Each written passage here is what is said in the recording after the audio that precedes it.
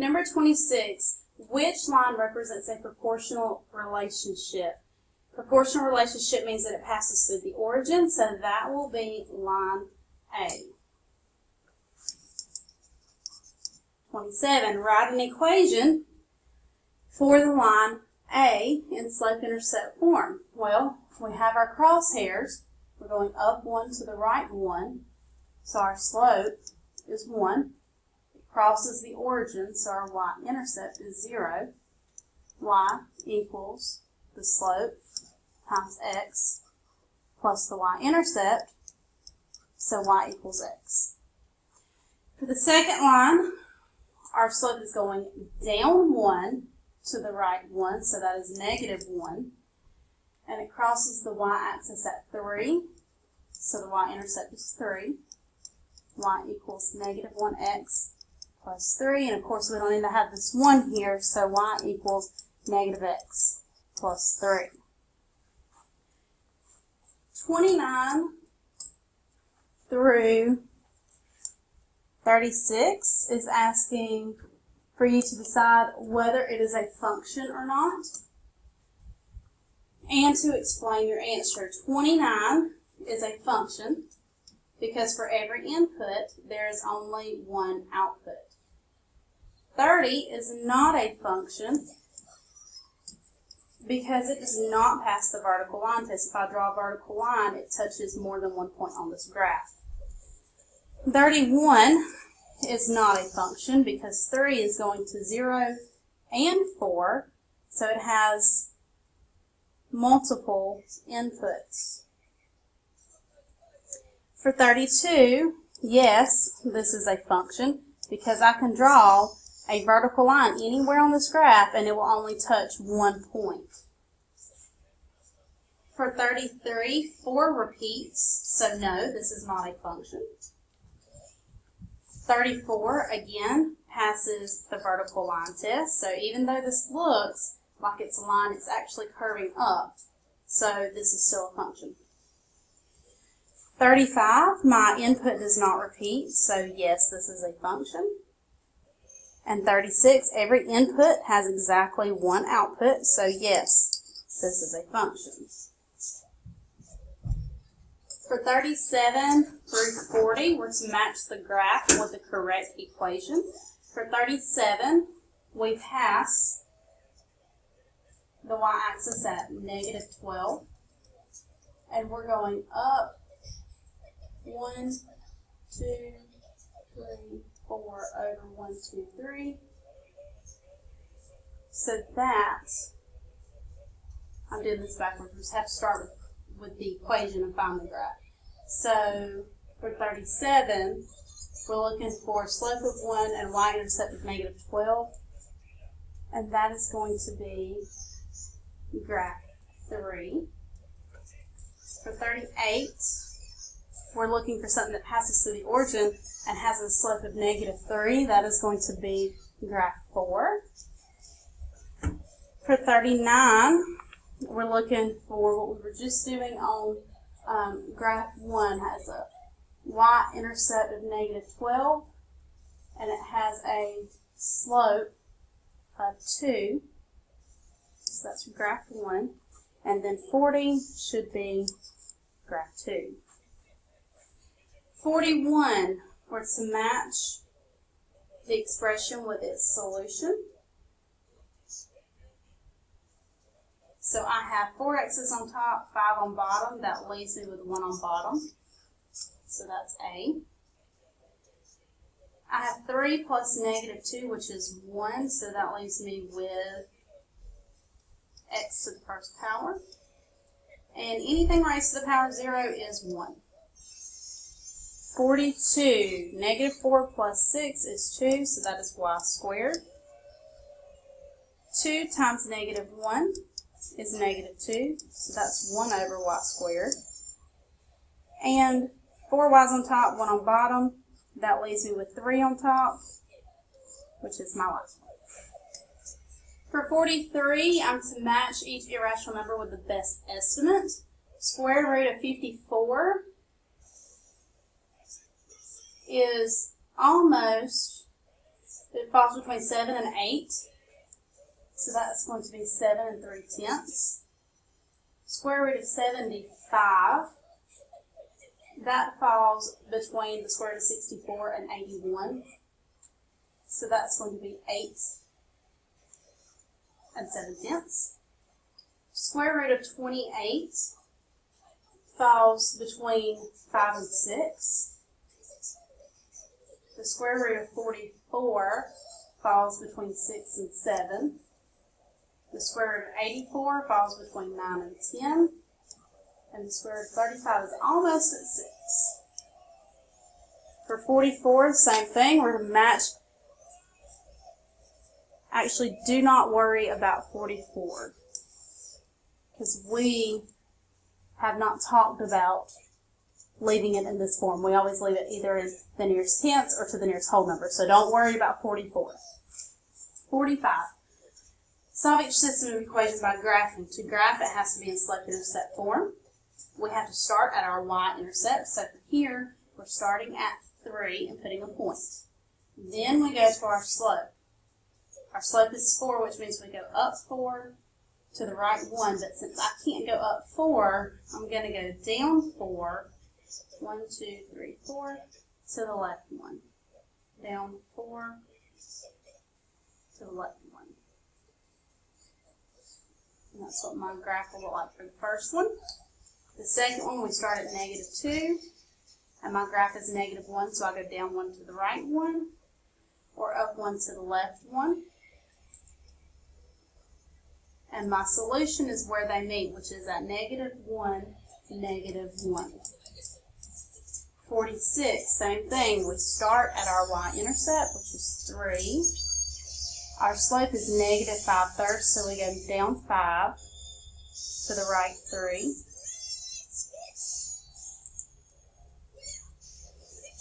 And for our second graph, we start at -3. And we go up 1 to the right 3. And our solution is 3, -2. For 47, we start at -1. We go down 1 to the right 2. Or we can go up 1 to the left 2. And for my second graph, we're going to start at -4. Go up 1 to the right 4. And my graph is at 4, -3. Find the value of x and y, this is 48 through 51, by using substitution or elimination. So for 48, to do elimination, you have to get one of the variables by itself. So I'm going to add 3y to both sides. And x equals 3y minus 6. I'm going to plug that in for x in my other equation. -4x, which is 3y minus 6, plus 9y equals 9. -4 times 3y is -12y. -4 times -6 is +24, plus 9y equals 9. -12y plus 9y is -3y. Bring everything else down. 9 minus 24, that's going to give me -3y equals -15, divided by -3 on both sides, and y is 5. Plug the 5 back into your original equation. X minus 3 times 5 equals -6. -3 times 5 is -15. Add 15 to both sides, and you get x equals 9. So for 48, you should have x equals 9, y equals 5. 9, 5. For 49, I'm going to solve using substitution. So y equals negative 5x plus 9. So I have to get y by itself. Plug that in for y in the other equation. And when I solve that, 10x plus 35x minus 63 equals negative 18. I will get x equals 45x. 45x equals 45. Divide by 45 on both sides. X equals 1. Plug that back into my original equation. 5 times 1 plus y equals 9. Subtract 5 from both sides. Y equals 4. So for number 49, I should have 1, 4. For 50, I'm going to solve using elimination. So I have to have opposites. I don't already have opposites. I've got 16x and negative 8x. Those would be very easy to turn into opposites if I multiply the second equation by 2. That means I have to multiply everything by 2. 2 times negative 6y is negative 12y. 2 times 6 is 12. 16x plus negative 16x is 0. Negative 10y plus negative 12y is negative 22y. And 10 plus 12 is 22. Divide by negative 22 on both sides. Y is negative 1. Plug that back into your original equation. I get negative 8x minus 6 times negative 1 equals 6. Negative 6 times negative 1 is 6. Subtract 6 from both sides. Negative 8x equals 0. When I divide by negative 8 on both sides, I get x is 0. So for 50, I should have 0, negative 1. And for 51, I am going to solve this one. You can use either elimination or substitution, and you will get 1, negative 2. For 52 through 54, you need to use the graph. 52 polygon EFGHI was dilated to form polygon E prime, F prime, G prime, H prime, I prime. What scale factor was used? So we're going from here to here, and you should have gotten 1/3. 53, which describes polygon EFGHI and polygon E prime, F prime, G prime, H prime, I prime, and they are similar figures. They can't be congruent because they're not the same. They're similar because they're the same size, same shape, but different size. 54, if we rotate it 9 degrees counterclockwise, you switch them. Counter means you change the sign of the first one, so we get 0, negative 9, negative 6, negative 3, negative 6, 6, 6, 6, and negative 6, 3. For 55 through 58, I graphed 55 in blue, 56 in red, 57 I put in slope-intercept form, graphed it in green, 58 I put it in slope-intercept form, graphed it in purple, so please pause the video and look at these to make sure you got them correct. For 59, the volume is 1/3 pi r squared times height, so you should have gotten 33 pi centimeters cubed. For 60, the volume is pi r squared times height, so you should have gotten 187 3/10 feet cubed.